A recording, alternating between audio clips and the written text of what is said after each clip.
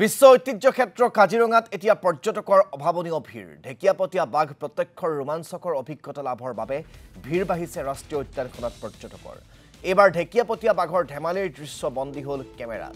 tourist guide Bitupan কলঙৰ কেমেৰাত বন্দী হ'ল এই দৃশ্য যি দৃশ্যই আপ্লুত কৰিছে সকলোকে ঢেকিয়াপতীয়া প্ৰত্যক্ষ কৰি ৰোমাঞ্চিত হৈ পৰিছে পৰ্যটকসকল আমি টুৰিষ্ট গাইড বিতুপন কলঙৰ কেমেৰাত বন্দী হোৱা এই দৃষ্টিনন্দন দৃশ্যটো আপোনালোকক দেখুৱাব বিচাৰিছো দুটা নাহৰ ফুটুকিৰ মাজৰ এই ধেমালিৰ দৃশ্য বন্দী হ'ল বিতুপন কলঙৰ কেমেৰাত আৰু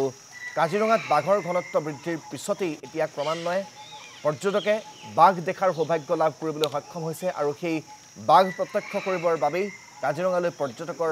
আগমন ঘটিছে কাজিৰঙাত পৰ্যটকে ভিৰ কৰিছে আৰু এইদৰে বাঘৰ বিচৰণ আৰু বাঘৰ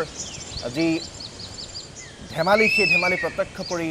ৰোমাঞ্চিত হৈ পৰিছে পৰ্যটকসকল